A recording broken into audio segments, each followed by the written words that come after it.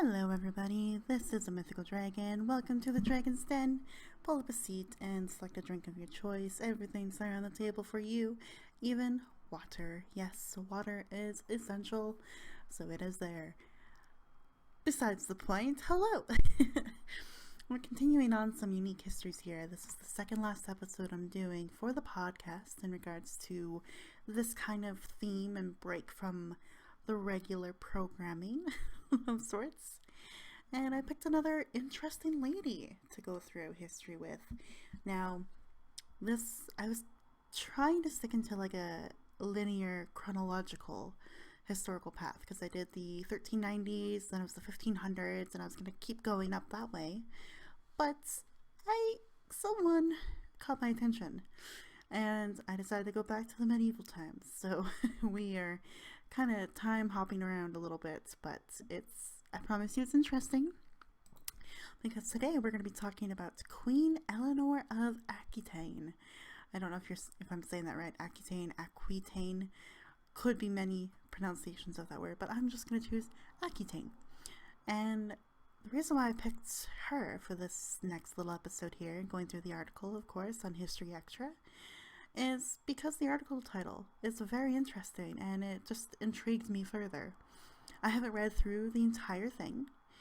As per fashion, I like to be surprised as I'm reading and to react genuinely to the stories. So here's the title for you guys, and we'll get right into it after the title. So the reason why Eleanor of Aquitaine caught my attention is because of this article. Eleanor of Aquitaine, the medieval queen who took on Europe's most powerful men. I'm a sucker for a story like that. You know, women have been pushed down for centuries and centuries and centuries, and whenever there's a story that shows a woman standing up for herself, I'm a sucker for it. So let's dive into here. So, Henry II and Richard I are among England's most celebrated kings. But when it came to resourcefulness, political nous, and sheer staying power, neither were the equal of the women that bound them. Eleanor of Aquitaine. So, obviously, Eleanor of Aquitaine is a wife to one of these men. Pretty cool. So here's another little brief introduction here. Professor Lindy Grant examines the extraordinary and colorful life of one of the medieval world's most powerful women, Eleanor of Aquitaine. So let's begin. When Richard the Lionheart inherited his father's realms in 1189, one of his first acts as king was to release his mother, Eleanor of Aquitaine, from imprisonment. Good start. Already seen another lady in history in jail. Great. Good times. Let's keep going here. But Richard did a lot more than just free Eleanor from the house arrest under which she had languished for 15 years. He entrusted her with the governance of England while he secured his continental realms. Interesting. So lots of things to react in just that one sentence alone. First of all, house arrest, 15 years before being freed. Living in your house for 15 years. I know we've all struggled with the pandemic and being stuck at home very often and barely going out to do anything. Could you imagine doing this for 14 more years? Gosh, that would be awful. So good on her for that survival and that strength to kind of get through it. Well done. Second of all, damn. Her son is like, Mom, take over. I need to go imperial rule, basically, and secure more land, more things, more resources for us, so you're in charge.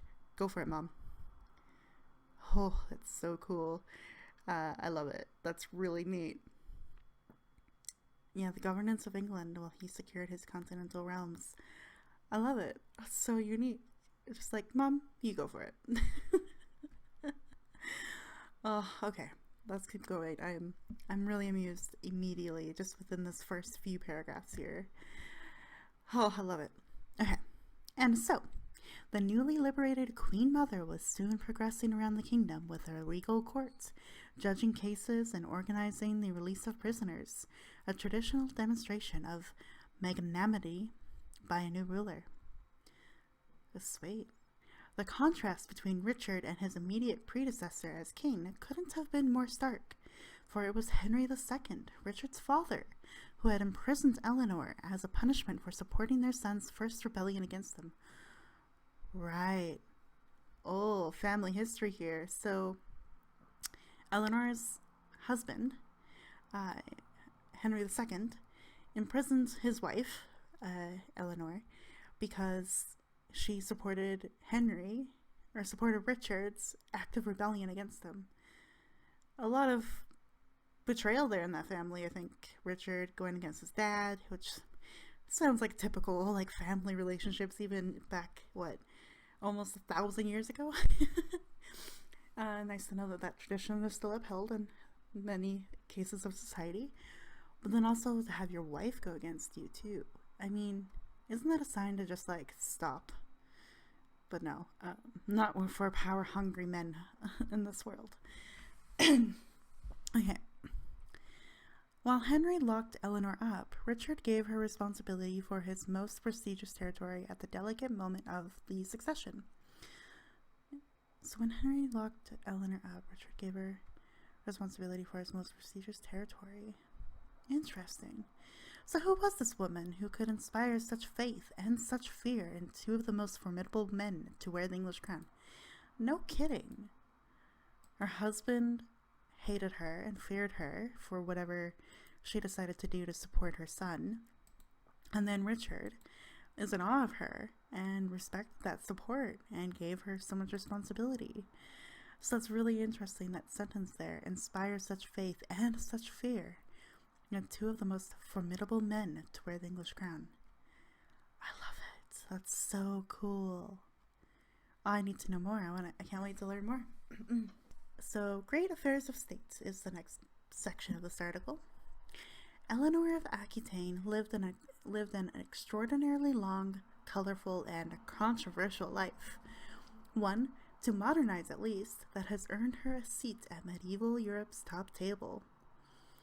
That's really great.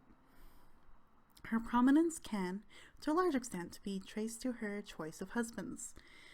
She was married to 2 kings. Damn, girl. A lot of us can't even find a man, let alone getting married to 2 kings. Sorry, that's a really bad joke. But carry on. So she was married to 2 kings, Louis VII of France and Henry II of England. And, with the latter, produced 3 monarchs of England: Henry, the young king, Richard, the Lionheart, and King John. So really, her bloodline definitely led to some really powerful figures in history. That's really awesome. And did she not have any sons with Louis, though? I'm very curious if she did, or if there was a secret child. Anyway, I'm reading into this so much. Carry on. Like most medieval queens, Eleanor's influence was very much dependent on her relationship with the king, whether he was her son or husband. What? Oh, that's right, because her son became king, and so she had to deal with both. My brain is catching up, guys. Don't worry about it. So, okay, so her influence was basically depending on her husband, her sons, basically whoever did become King of England. Sadly makes sense for patriarchal societies, but let's see here. Yet, she was no passive observer of the great affairs of state. She was fiery, highly ambitious, and intensely involved in raw power politics for decades. She governed nations, sponsored rebellions, and offered counsel to her sons in the final years of her long life, when most of her contemporaries had been dead for years. In short, she was one of the most influential figures in 12th century Europe. Wow. So she actually governed nations, sponsored rebellions, which I really like that idea, and then counseled her sons as they took the throne. She seems like a pretty interesting lady. She's fiery and ambitious as well. I love descriptors like that. Makes me want to know more about this person. So given Eleanor's huge and enduring influence and her sex, being a woman, it's hardly surprising that she fascinated contemporary commentators, so us studying history today. She commanded widespread admiration, but was also regarded as sexually dangerous. What a phrase! I'm sorry, let's reread that, shall we?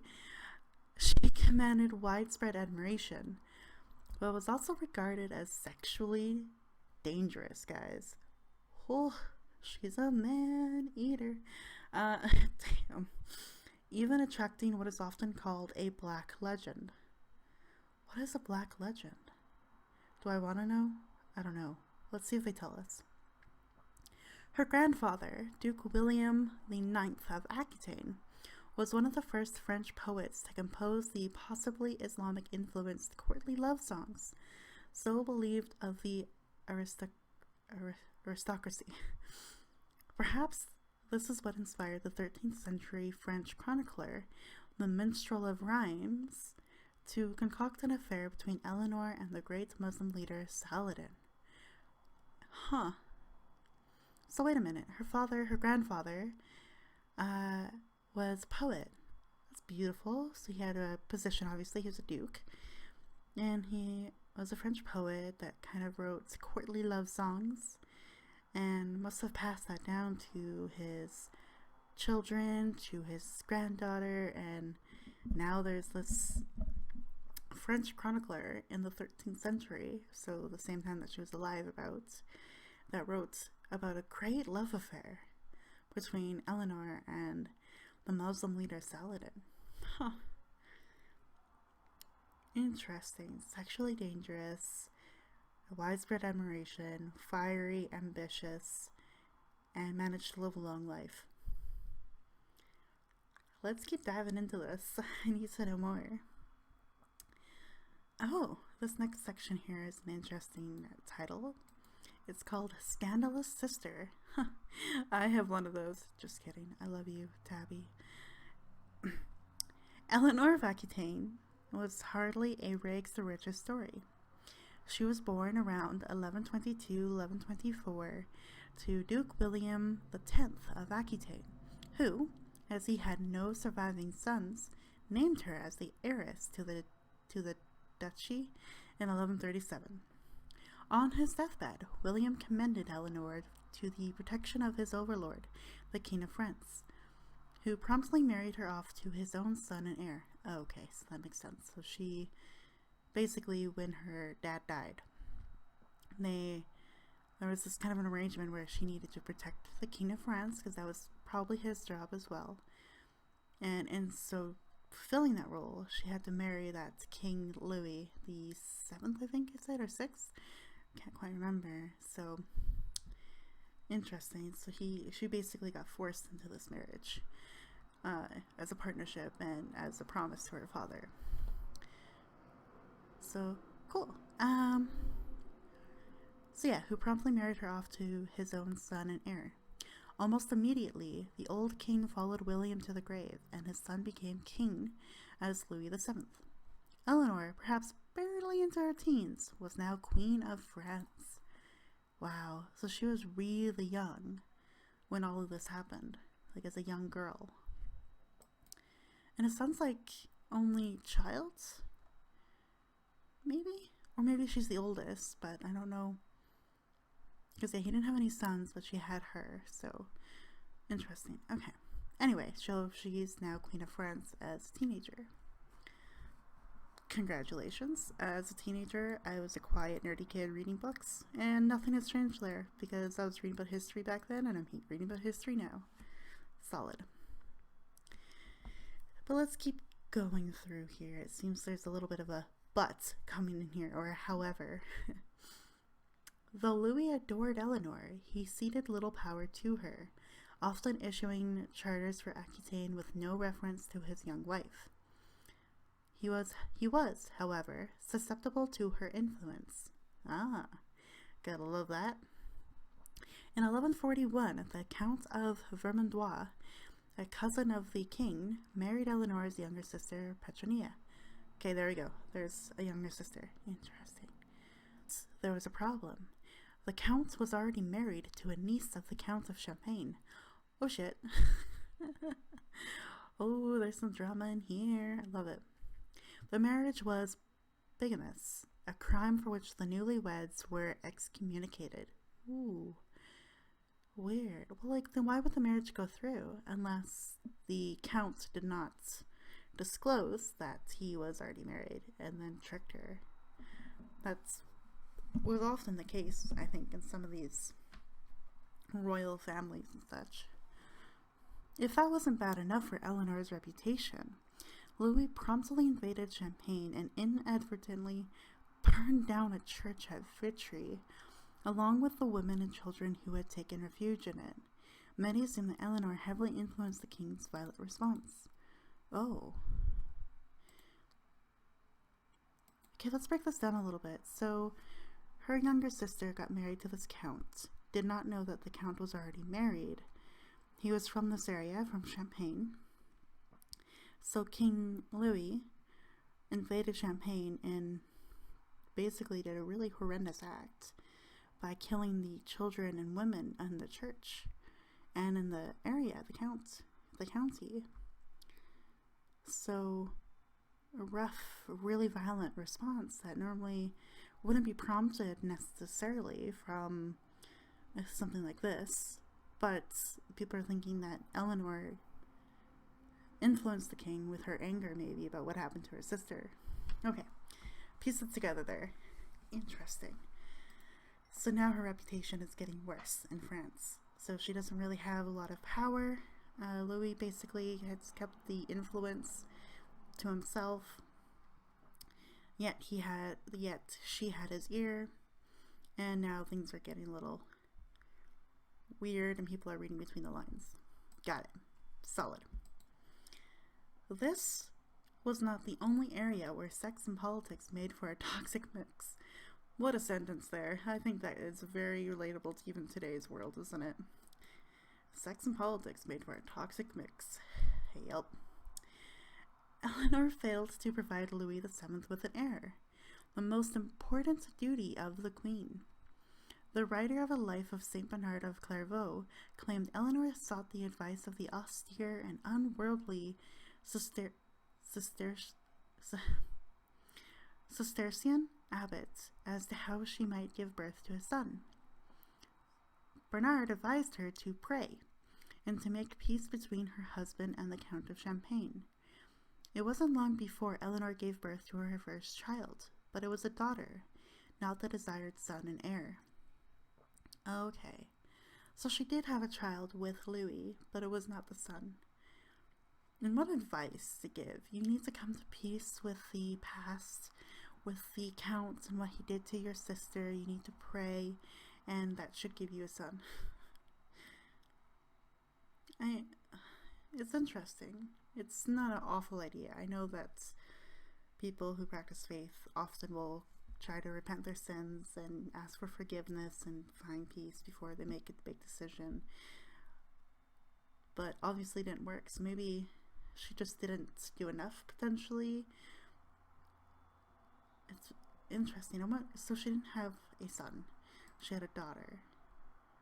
Okay. That makes me nervous to keep reading, because there's been stories of if you didn't give a son, or if you didn't born a son, you would be exiled or kicked out, basically.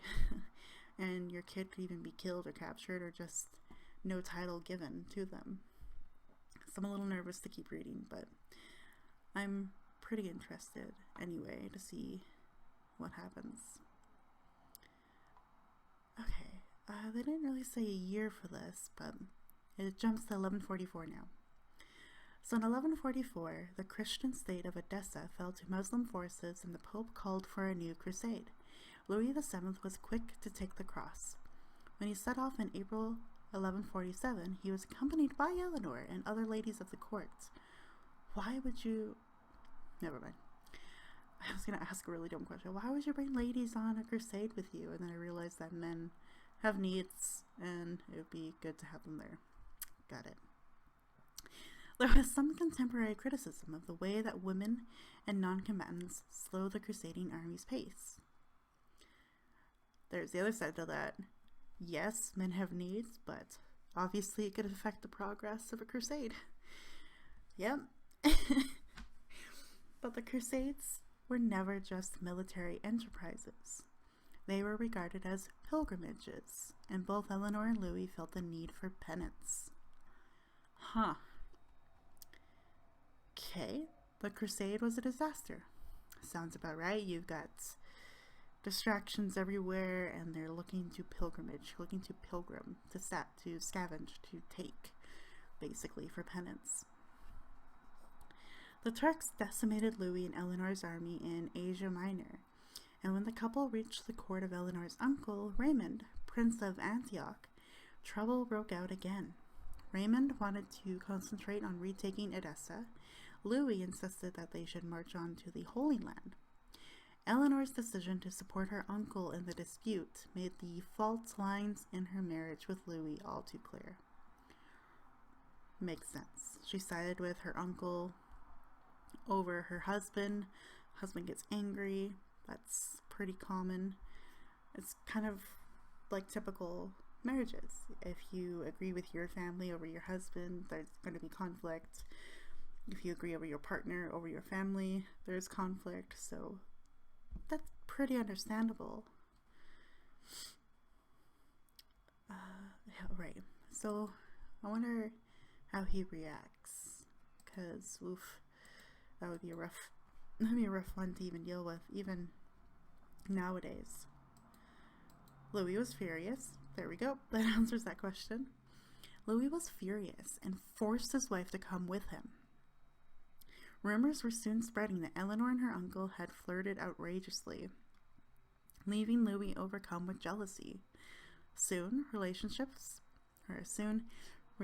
between the two were so bad that Eleanor asked Louis for a divorce on the grounds that they were related within the degrees prohibited by the church. Weird. So Louis perceived that Raymond and Eleanor and her uncle were flirting with each other, were being flirtatious, and he grew more and more jealous. And then I guess that conflict between the three of them, really, if you think about it, Raymond would be a part of it no matter what, led to a big blow up, it sounds like. And then Eleanor asked for a divorce on the grounds that they were related within the degrees prohibited by the church. So obviously she tried to come up with a reason as to why a divorce needs to happen based on some sort of rules or set of beliefs by the church. Got it. Following it.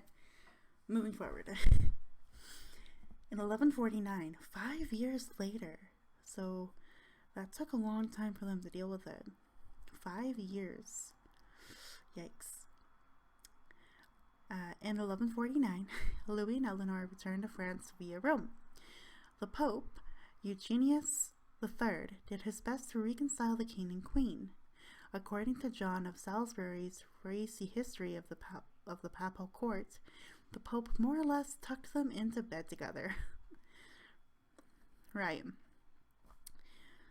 If you have no physical connection anymore, if you're always fighting, one way to potentially solve that is to actually be physically connected with each other again. But if there's so much animosity or anger or contempt between two people, throwing them into a tiny space aka a bed, would maybe not be the best choice of action. But I love that. The Salisbury's racy history of the papal court. Racy. I like that phrasing.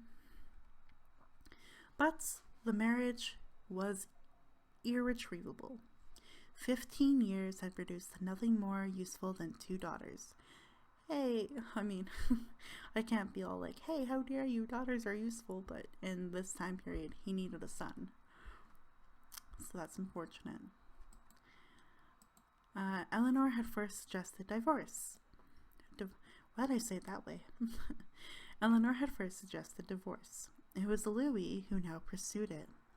He convoked a great council at Beaugency that annulled the union on the grounds of consanguinity. Eleanor headed for Poitiers. Her marriage had left her with an unenviable reputation as a quarrelsome and perhaps inappropriately flirtatious wife whose political influence might be baleful, and whose sister was a bigamist. Doesn't sound like a lot of love there in France for Eleanor at that point. Yikes. Because, yeah, it would be the king's word against someone he married. So if the king were to say all these things, like she flirted with her own uncle, she flirted with other men, she was never serious about the relationship, she couldn't even bear me a son, the natural response by the people of France would be like, wow, she's awful, and look what her sister did. That would not be great to experience. That would be a lot of really awful things being said about you and awful reputation. Even if it was true or not, it would not be nice to hear that wherever you went and traveled. So there's a little bit of, what's it called? I'm feeling empathetic maybe towards her, but not fully empathetic, because if she did do all these things, then yikes. But it's not her fault that she couldn't have a son, okay? Biology is biology, it happens. There you go. Moving on. For all that, as Duchess of Aquitaine, she was a huge prize. Stretching from the Loire to the Pyrenees, Aquitaine was rich in resources. The wines, for which Bordeaux is still known for, were already renowned. Its long coast had important salt pans. Bordeaux and La Rochelle were major trading ports. Great. So, despite the reputation and the rumors and everything being spread about her, the fact that her title still stood as Duchess of Aquitaine meant people would seek her or try to win her over, because she has that power, that influence, control over resources that would help boost economies and all that kind of stuff. So she's a pretty powerful political leader in that regard, despite the rumors. Fair enough. Strength of personality.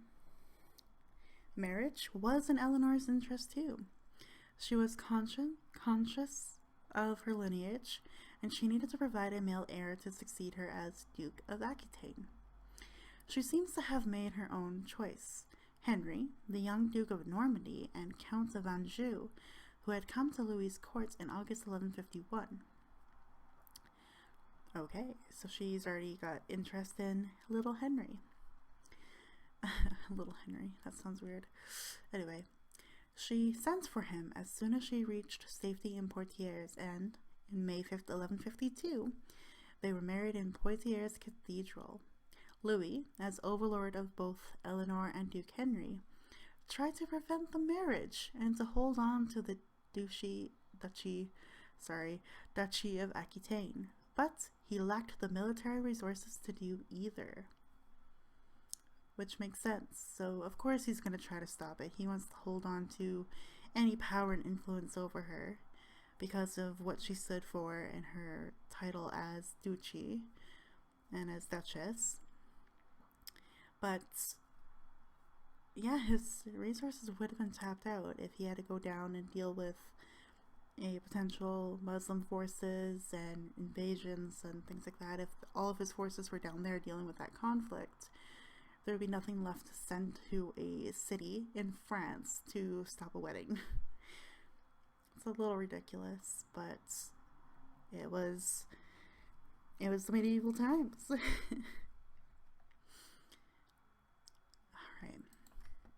Oh, we get more information about Henry in this part here. Henry was very different from Louis. Grandson of Henry I of England and son of the Empress Matilda, he had, even as a young man, a powerful personality with a natural authority and decisiveness. Must be nice, man. Being decisive. Yep. In strength of personality, Eleanor and Henry were well matched. And Eleanor had no problem in providing this husband with an heir. They had at least 5 sons and 3 daughters. Hold up. Let's do the math here, shall we? 2 daughters from Louis, 3 daughters from Henry, so 5 daughters altogether, and 5 sons. This woman had 10 children between her 2 marriages. Damn, girl. Damn. And I guess if you think cosmically, she would probably believe that Henry was right for her because she was finally able to give him a son and not Louis. So she probably believed sort of faithfully, religiously, cosmetically, whatever, that this was right. And so probably was happy to give so many children, which makes sense now of why she had so many sons take the royal throne. 10 children. Oh, my body would not like that. In October 1154, Henry succeeded to the English throne, adding England to the continental domains that he ruled already: Normandy, Greater Anjou, and Aquitaine in right of his wife. That's crazy. The Duchess of Aquitaine was once again a queen consort. Wow, so he ruled England, Normandy, Greater Anjou, and Aquitaine. Wow. That is a lot of influence back then. Crazy. This is a weird title for another section of this article. Chafing at the bit. Okay. Although Henry was a far more energetic and formidable ruler than Louis, Eleanor wielded more power during her second marriage than her first. Henry made little attempt to impose real authority over Aquitaine. His realm was enormous, and the king could not be everywhere at once. During the first 14 years of his reign, he often entrusted England to his queen to rule as his regent, while he concerned himself with the continental lands. Makes sense. He has a lot to rule: Normandy, Anjou, Aquitaine, and England, so that's quite a bit to deal with. So he would actually give her power to help balance out his responsibilities. Pretty, what's the word? Pretty good decision. I was gonna try to, I can't remember the phrase. That's common sense. He had common sense. There we go. In 1165 to 1166, Eleanor governed Anjou for Henry. Then, in 1168, the king installed Eleanor at Poitiers, back in the duchy of her birth. Great, so she basically got to go to these lands and rule them for her husband, and then was re-established back in her home. It sounds like her hometown, really, Poitiers. Pretty cool. So she got to rule parts of England, Anjou, and then returned back to Aquitaine. Henry may have been among Europe's most powerful rulers, but by 1170 things were beginning to go wrong. He had to do penance for the murder of Thomas Becket, Archbishop of Canterbury, in which he was implicated. Okay, so he was charged for the murder of Thomas Becket, and he was found guilty. Okay, and as his sons grew up, they became power hungry. Henry had the eldest, also Henry, crowned Associate King of England in 1170, and gave Poitou and Brittany to Richard and Geoffrey respectively. But still, the sons chafed under the father's authority. Okay, so Henry had to try to balance this all out, because remember, he had 5 sons. So he was trying to figure out a way to, as they were growing up, they wanted power, they wanted responsibilities. How was he going to do it? So he kind of started giving them little lands, basically, or counties to rule or to do with what they can to help him out. But they wanted more. Sounds about right. In April 1173, they broke out in open rebellion. There you go. There's the teenage sons I was waiting for here. Rebellion. Many of the aristocracy of the Angevin realms supported the young princes, the coming men, against the old king. Eleanor also sided with her sons against her husband. Indeed, most contemporary chroniclers thought she was instrumental in persuading them to revolt. Nice. I mean, it makes sense. She wanted power as well, right? And influence and that kind of stuff as well. So the fact that she could see that in her sons was like, yeah, go for it. He's not going to listen to you. He's busy doing everything else everywhere else. Make him listen to you. And rebellion happened. It seems that Eleanor, too, may have tried, I'm very sorry, I'm not reading this very well today, guys. This podcast episode's on 5 hours of sleep, so I apologize for the quality of this one. It's an interesting story. There's so much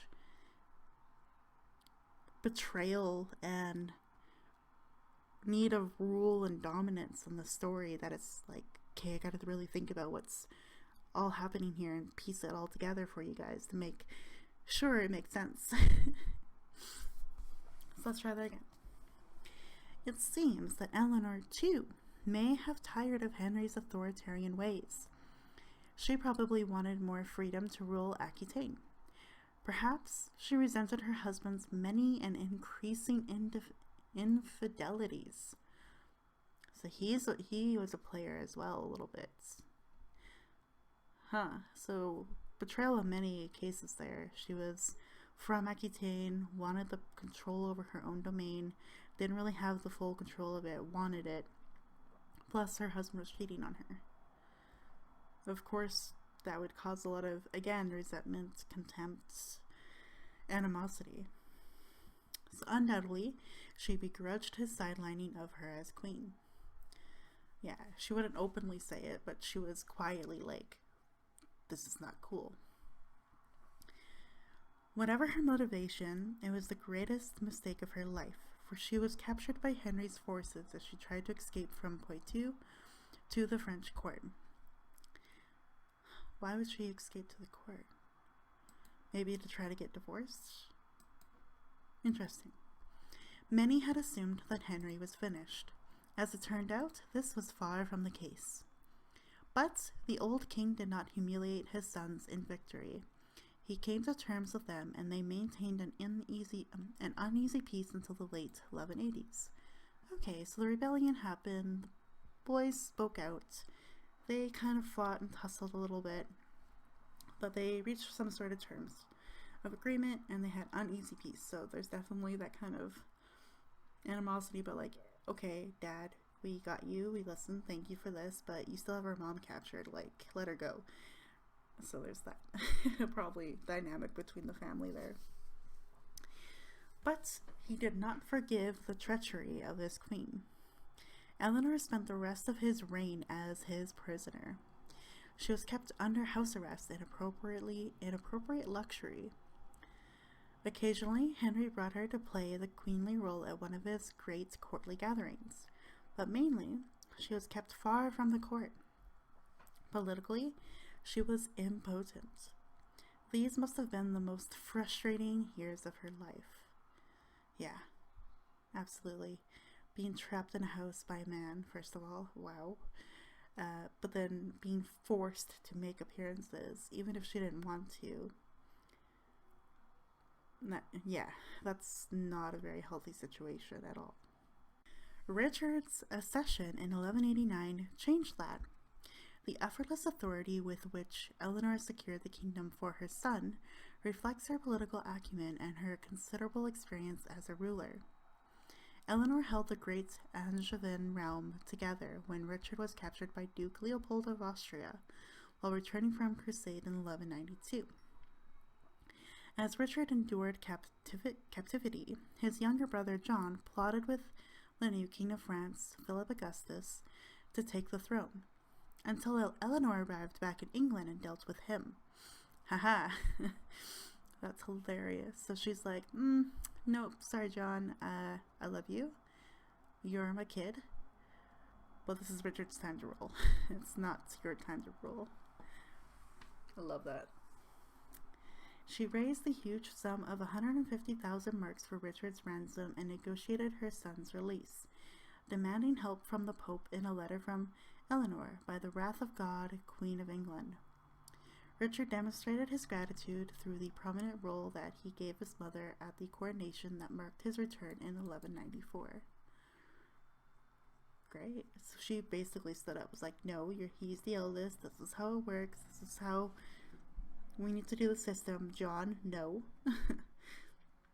Stand down, your time will come, it's time to get your brother back. And it sounds like in the process of 2 years, they were able to get Richard back, and he ruled. And he rewarded his mother for what she was able to do and manifest for him. What a crazy family.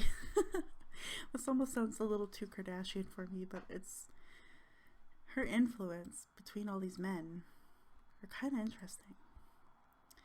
At Richard's death in 1199, it was Eleanor who assured the succession of John to the Angevin lands. John had a potential rival in his nephew Arthur, Count of Brittany, son of John's older brother Geoffrey.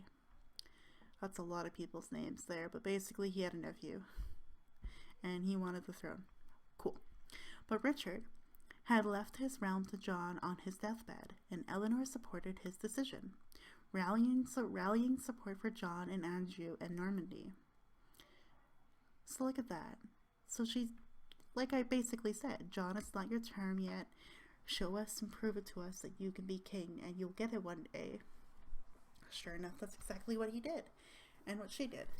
And she actually went to the lands that were under her domain to get support for him. So she was a supportive mother. Maybe not a wife, per se, but definitely a mother. At one point, it appeared that Eleanor's loyalty to John would cost her dear, for Arthur went on the offensive, placing her under siege at Mirabeau.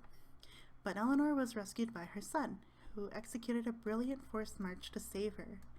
Arthur promptly disappeared into John's dungeons. Look at that. The sons are kind of fighting for their mom. Richard fought for his mom, the mom fought for Richard, and now Eleanor was supporting John and kind of campaigning for him, and then John saves her. That's kind of beautiful. So, not content with championing her son's claim to the English throne, Eleanor also helped secure 2 marriages designed to strengthen their grip on power. Back in 1191, when King Richard had wed Berengaria of Navarre in 1191, it was Eleanor who accompanied Berengaria from her home kingdom to Sicily, where the marriage, which built an alliance with Navarre and protected Richard's southernest territories, took place. Interesting. So she got like another connection, another sort of alliance with another country in Europe through this marriage. That's kind of cool.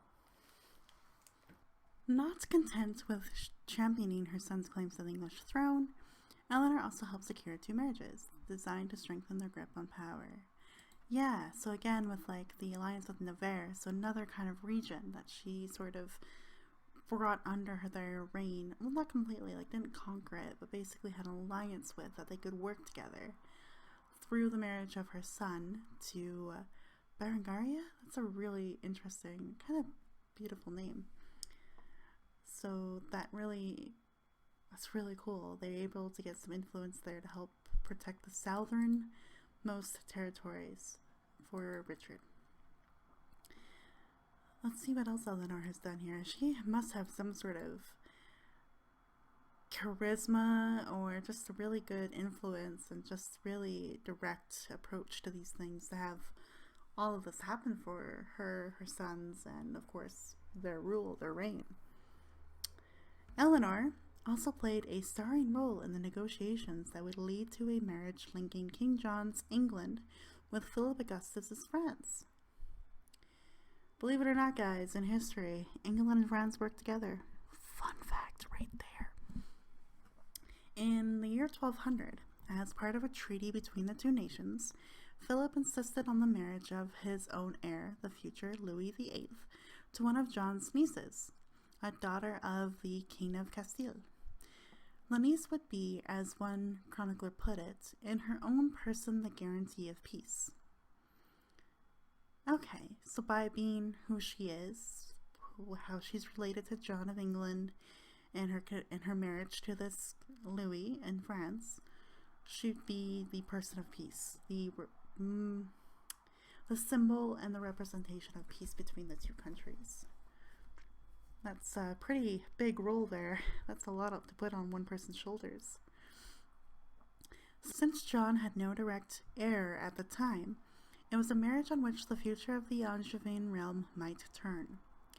John sent Eleanor to Castile to finalize the negotiations with the King of Castile and his queen, Eleanor's daughter.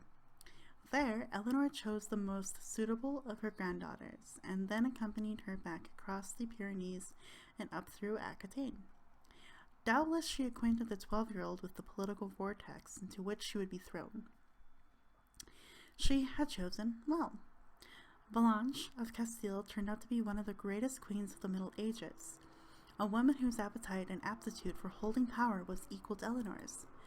Ah, so she had a granddaughter that was pretty much like her in a lot of regards. So of course, naturally she chose someone that would be like, yeah, you know what? You remind me of me. It's time for, we need you. We need you in this time. That's very cool. So yeah, think about it. Year 1200, she was born around 1122, so she's already like up there in age. She's 78. That's crazy. So for the last decade of her life, Eleanor established herself as a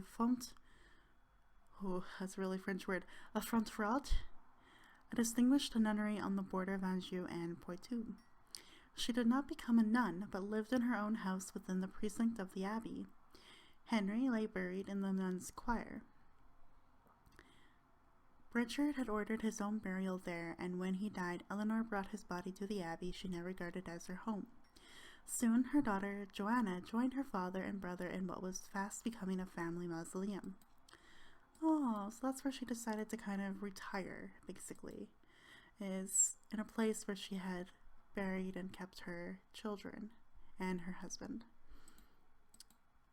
Oh, that's it's sad and beautiful at the same time. It really is. Dang. And then, in March 1204, at the age of 80 or 82 roughly, Eleanor was laid to rest there too. Her last months were clouded by news of the implosion of the Angevin realm at the hands of the King of France. It was a sad end to what was one of medieval Europe's most remarkable, and in many ways triumphant, lives. Dang, so that's that's connection that she had between John and Philip, so England and France, blew up, unfortunately, and so she had, in her last few months there, she ended up losing one of the realms that she worked so hard to keep under the reign of her son.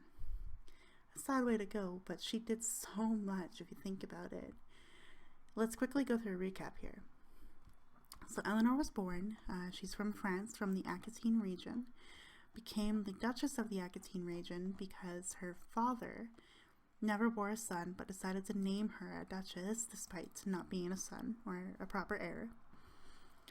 She was then sought after and kind of was put into a marriage with the King of France's son at the time, and she married Louis VII.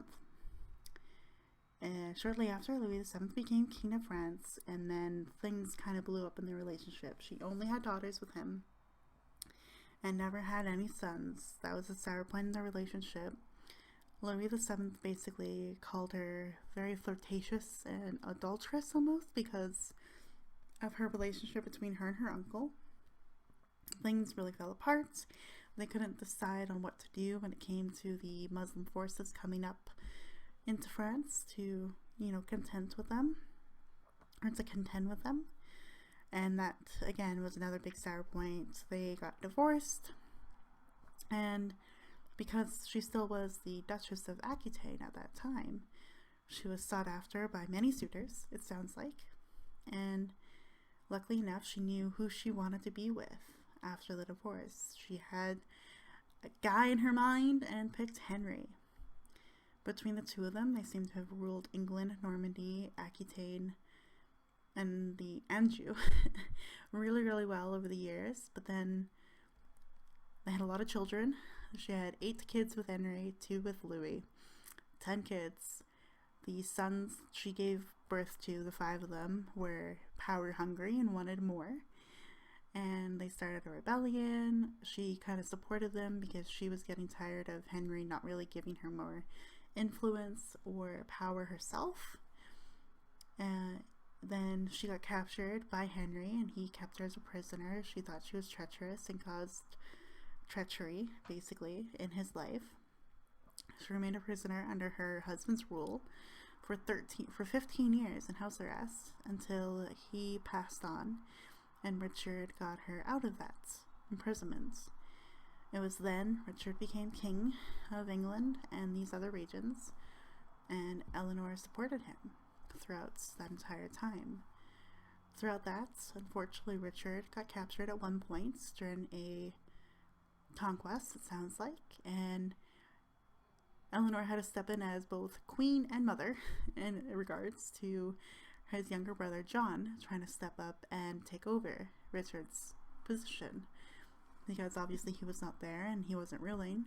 But then Eleanor's like, nope, it's not your time yet. Richard will be back. We will plead and plead and plead until he comes back. Through the pleading and sending letters to the papal, the pope, all these different avenues, she got Richard back.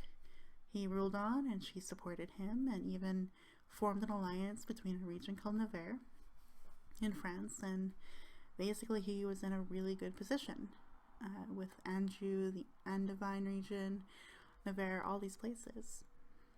Richard then unfortunately passed on and John took over, and people doubted him, it sounded like, but then thanks to, again, Eleanor and her influence and her ability to win people over, convinced the regions of Normandy, Anjou, Aquitaine, all these places, that John would be good king.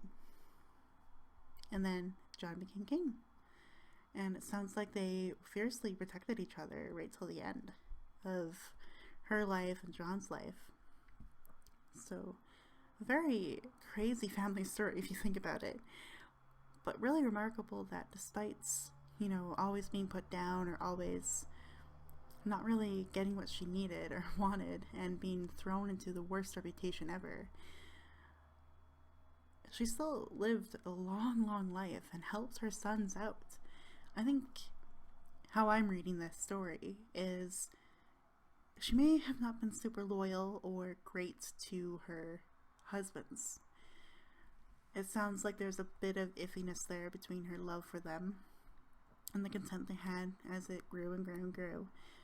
However, you can arguably say that she was very protective of her family in terms of her sister, who had that unfortunate bigamous relationship with the count, who was married to someone else and was excommunicated, exiled basically. So she was fiercely protective of her and sent Louis to kind of roughly take over the county of Champagne and burn that church with all the women and children in it. Really rough. Don't really necessarily agree with that decision, but it was for her sister. Fiercely protective in that way. And then as she married Henry and got into that power and that role as Queen of England, she fiercely protected her sons, and even her sons from her sons, Richard from John. So I think it's really remarkable that she had all this influence, built herself back up basically to be a really well-respected queen of both England and France respectively, and then protected her sons right till the end and allowed that influence she had to really help them in their reign over the regions they had reign over. A very remarkable lady. It's pretty crazy, her story. Just so much like family betrayal and decisions and her power being taken, shifted, moved, adjusted, given. It sounds like a pretty crazy life, and the fact that she was able to live for so long, like 80 some years of age in that time period, is remarkable. And then of course what really solidifies my point that she was a very protector of family, is that she buried her sons and her husband all together, and her daughter. And then she would be buried there too. So big family affair there. A complicated family affair, absolutely. But one that I think what I'm getting from the end of this is one that we can respect in some regard or not. Pretty interesting lady. And I don't know, you can share your thoughts with me, because this was definitely a roller coaster and definitely a lot of key people and places to like really go through and try to summarize or make sense of it. I might have to make a timeline of this myself personally to remember it, but a really interesting story. Again, a formidable woman in a time period where women were given very limited power, yet she kind of surpassed that through her roles as getting marriages in place, picking the right family member to go to different places, and protecting her sons, fostering their power, their responsibilities, campaigning for them. She was definitely a loyal woman to her immediate family and her successors. Not so much, again, her husband's, that's pretty iffy between her relationships that she had with Louis and Henry, but I think if you can understand her position and what she was kind of forced to get through and deal with between the two, yeah, it makes sense that she's just focusing on her kids at that point. That's that. And that is my take and the story of Queen Eleanor of Aquitane. Very interesting story, a very complicated family, political, influential life that she lived, and one that I respect in the end, for sure. Let me know your thoughts down below. Thank you for listening to the story. Hope you enjoyed your drinks. I know I've had a whole coffee during this myself, so it was definitely a good read and a good story. So I will keep going on with history for one more week here in the podcast. Maybe I'll find another interesting lady, or maybe I'll find another quirky, weird story. Who knows what will happen, but I hope you enjoy it. And let me know if you want a unique histories series. I would like to do that, actually. I do 3 videos a week for you guys and just keep doing all these unique histories in one series. Let me know if you're interested. I'm seriously debating it now at this point, because I really love reading through these and learning a lot about people and their lives in the time periods they grew up in. With that, I bid thee farewell, and I will see you next week. Bye, everyone.